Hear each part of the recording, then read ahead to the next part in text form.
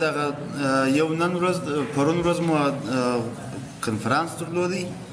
نن او سبا د پریکټیکل کتابونه دغه کمپیوټران یې زده کړي دي د شنبې په ورځ باندې بیرته بیا دغه کولی استعمالولی سي یو سیمینار دی په دغه کې دفتر کې په دې خاطر باندې مو زده کړي دي ریفرنس ټاپ زه نن وایم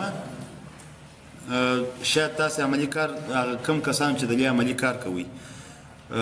دا چې یو لږ وځنډېږي بره شاید د فکر څخه ووځي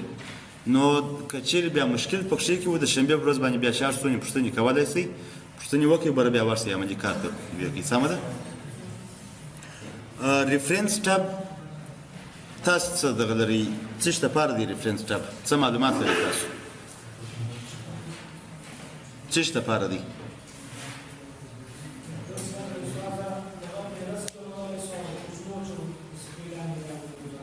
و د فهرست دا اصلا یو ادرس دی که نه دی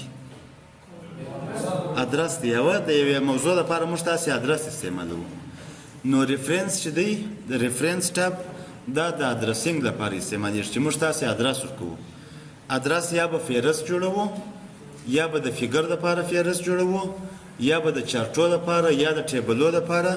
او یا انډکسونه مثلا شاید ځینې انډکسونه تاسو لیدلي وي انډکس اوس به شاید داسې هدف وانخیستلی سئ کله چې راسو د انډکس په معنا باندې به هم پوه سئ او ځینې قضیې مو هم شاید لیدلي د 11 صنف د فضایي هندسه چې د هغه ډېرې قضیې لري دغه د قضیو دپاره هم یو فهرست جوړ سوی دی صحیح دی چې دا قضیه په دې صفحه کې ده دا قضیه په دې صفحه کې ده نو د دې لپاره موږ تاسو د ریفرنس ټاپ څخه استفاده کوو د ادرس لپاره استفاده کوو صحیح دی د دې لپاره چې زه مثلا 100 پاراګراف بور واچوم د دې لپاره چې د دې ډاکومنټ لپاره دغه جوړ کړم فهرست جوړ کړم راځم مثلا پر دې ځای باندې به انټر ووایم دغه ساحه زموږ د فهرست لپاره صحیح دی اوس د دې تر مخه چې زه فهرست جوړ کړم فهرست د کوم موضوعات لپاره زه جوړ کړم دغه مهمه دا وه په دې ډاکومنټ کې زما دا کم موضوعات شته تاسو دا فکر وکړئ چې دغه ویډیو چې ده دا د یو د ډاکومنټ ټایټل یې دی په اصطلاح باندې نو دا موضوع زه سلیکټوم راځم و هوم ته په هوم کې دا د هیډینګ 1 په نامه باندې دغه ساحه ما په هوم ټاپ کې ویلې مې وه خو دغه د هیډینګونه ما نه وویلې صحیح دی دا هیډینګ 1 ورته انتخابوم دا تاسو دا فکر وکړئ چې دا اول فصل دی په اصطلاح باندې ورپسې راځم مثلا پر دې پیج باندې کلیک کوم ښه دا هم بیرته کنټرول زید دا ګلري چې ده ګلري دا فکر وکړئ چې دا دغه اول ویډیو موضوع چې وه دا د هغې یوه برخه ده مثلا اوله برخه یې ده صحیح دی ګلریز یعنی د ویډیو یوه برخه ده تر ویډیو لاندې راځي هغه یو فصل دی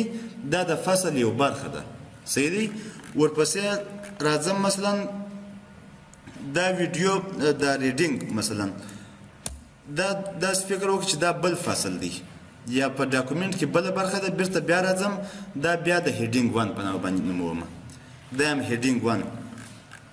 اوس په دغه هیډینګ 1 کې دغه د تیمز په نامه باندې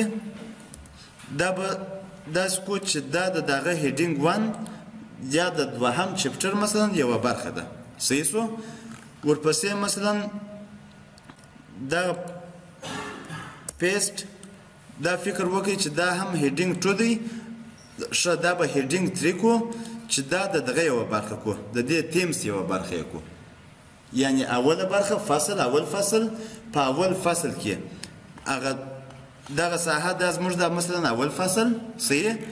دا د اول فصل د اوله برخه صحیح دی او دا پیسټ د دغه اولې برخې ده اوله برخه ده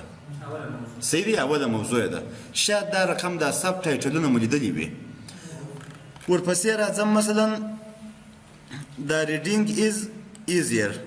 دا به انټر کړم دا مثلا دا یو بل هیډینګ دی راځم پر دې ځای باندې به کلیک وکړم دا هم بل هیډینګ په دې ځای کې موږ تاسې څو هیډینګ لرو هیډینګ 4 پورې لرو موږ کولی شو چې هیډینګ 5 هیډینګ 6 دغسې په ترتیب سره ور واچوو چې څو لیوله لیست موږ جوړوو دا مثلا بله دغه شوه بله موضوع دا به هم هیډینګ 1 کړمه راځم مثلا د آنلاین فکر کوم هلته به راسي ښه آنلاین به بل هیډینګ کمه دیم بل هیډینګ مثلا په دې ځای کې دغه ورک چې دی دا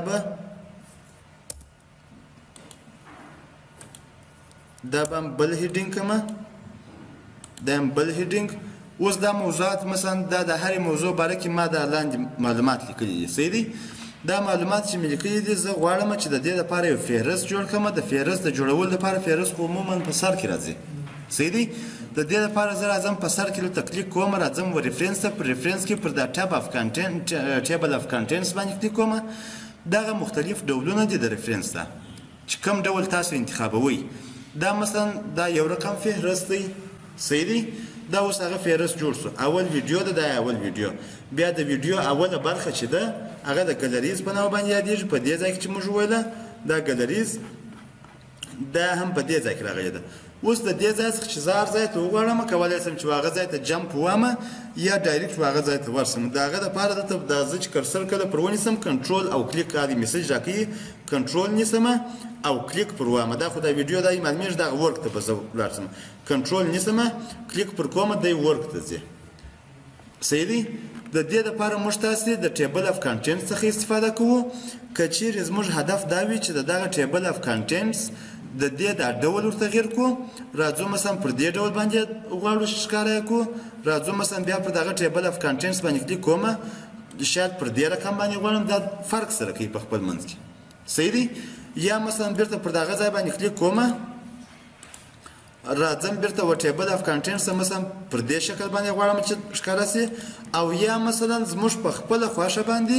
په دې ځای کې زه کولی شم چې ټیبل اف کنټینټس جوړ کړم صحیح دی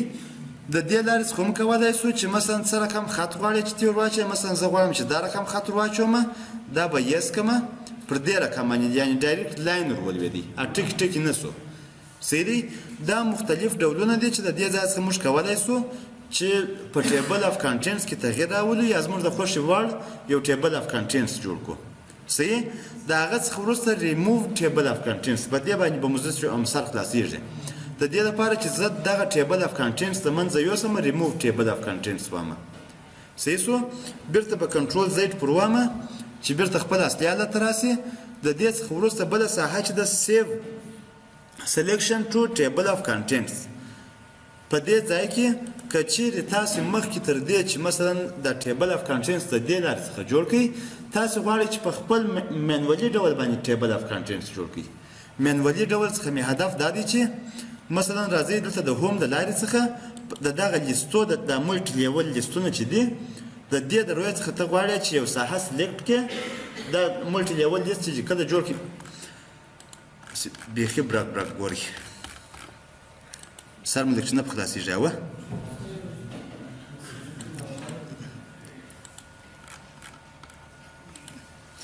پر دې ځای باندې مثلا زه راځم د دې خط څخه به استفاده وکړم د ملټي لیول لیست څخه د دې څخه مثلا اول د واره وایم چې هم مثال دا هم د افغانستان په نامه باندې دا به افغانستان کړم ورپسې ټپ چې ورسره ووامه د اولې برخې یعنې د افغانستان اوله برخه صحیح دی مثلا دا هم کندهار ورپسې بیا ټپ ووامه صحیح دی ورپسې مثلا بیا بل ولایت ورکومه دا هم کابل ورپسې ټپ ووامه بک سپیس ورسره ووامه راځم و دې ځای ته دا مې هم دوهم دغه کېږي دا دوهم ډاټ صحیح دی بیا خپله جوړ شو ورسره په دې ځای کې مثلا تاسو کولی شئ چې انډیا دغه کوي صحیح دی انډیا پر دې ځای باندې چې کله کلیک وکړئ دغه انټر ووایي دی دریم ډایرکټ راځي او یا هم ټب ووایي دی د دوهمې موضوع اوله برخه دا لیستونه به مو لیدلي شاید اوس ځینې وخت ته وایه چې دا لیست مثلا ما جوړ کړي دا مثلا په دې ځای کې به زه ورکړم دا ډیلی صحیح دی دا چې زه سلیکټ کړم چې سلیکټ مې کوي راځم و ریفرنس ته په ریفرنس کې دا ساحه زه غواړم چې دا ټیبل اف کنټینټس د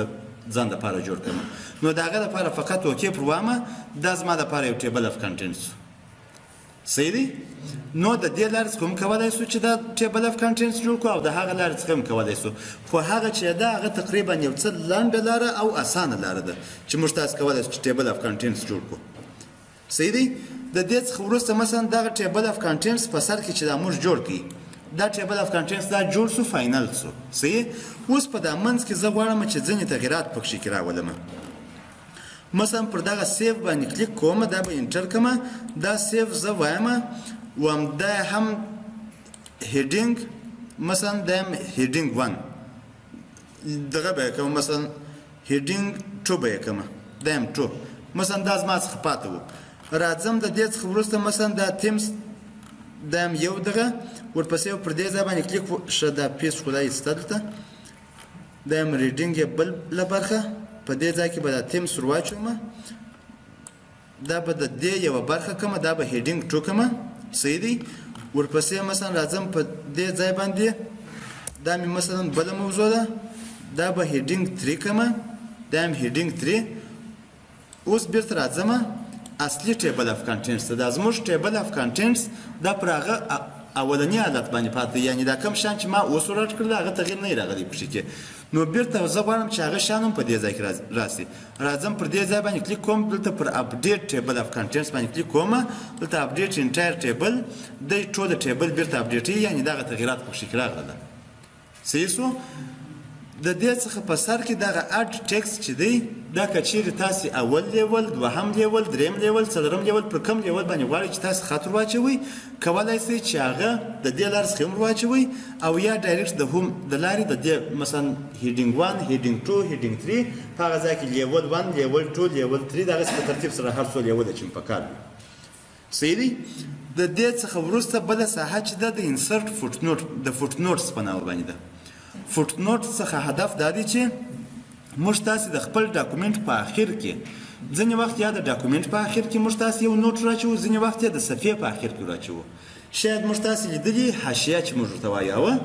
مثلا زه راځم و ریفرنس ته په ریفرنس کې دغه ساحه چې ده دا کیپ مثلا پر کیپ باندې چې زه کله کلیک وکړم که چیرې زه فوټ نوټ واچوم فوټ نوټ دا معنی چې د دغې صفحې په آخره کې راوله مثلا د کیپ په باره کې ته غواړې چې ډېر معلومات ورکړې یو چاته چې د کیپ څخه ستا هدف څه دی فقط پر دغه کیپ باندې دلته کلیک کوو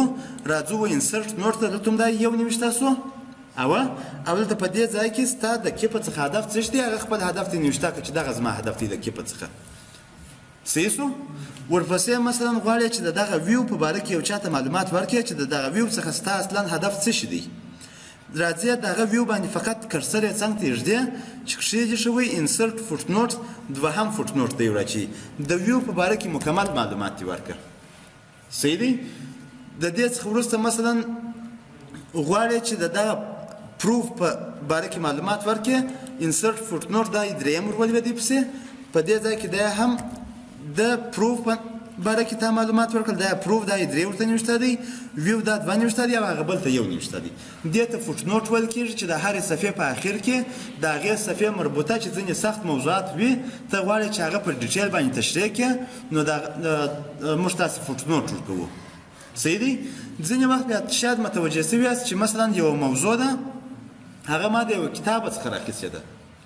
ښه هغه ته به وروسته راسمه بله ساحه چې ده مثلا په ټوله دغه ډاکومنټ کې ما په کم ځایو کې مثلا دا یوورډ د یوورډ څخه ستا هدف څه دی ته نه غواړې چې د دغې صفحې په آخر کې راولې دا د یوورډ په باره کې معلومات ته غواړې چې د پوره ډاکومنټ په آخر کې راولې نو فقط پر یوورډ باندې کلیک کوې راځې و اند نوټ ته دی د ټول ډاکومنټ په آخر ته راغلی د یوورډ په باره کې اول معلومات ورکړه چې د دې څخه ستا هدف څه دی صحیح دی ورپسې مثلا راځې د دې ډاکومنټ په باره کې معلومات غواړې چې باره کې پر دغه ځای باندې کلیک کوې اند نوټ ته راځې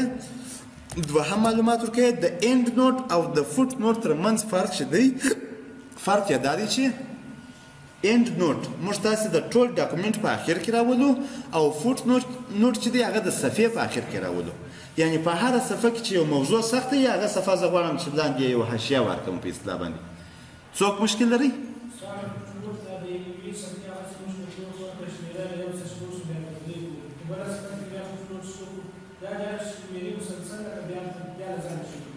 کوم څنګه دغه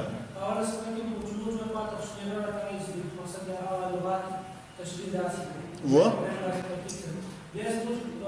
یا دغه دی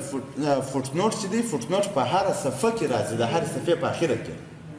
نو په دې صفحه کې چې تا مثلا یو ځای یو دغه فوټ نوټ چې دی واچوي دی خو د دغه صفحې په اخر کې راځي د ټول ډاکومنټ په اخر کې نه راځي مګر اند نوټ چې دی اند نوټ د اوله سره څخه ته ټول موضوعات ټارګټ چې دغه موضوعات په اړه کې زه غواړم چې معلومات ورکړم هغه ټول ډاکومنټ په اخر کې ټول په ترتیب سره راځي اوله موضوع د ډاکومنټ په سر کې څه شی و لاندې په اخر کې د اول باره کې معلومات کوي بیا دوهمه څه شی و دوهم باره کې دریم په ترتیب سره د اخره پورې ستاسو سوال زه نه پوهېږم چې د هغه و که بل دغه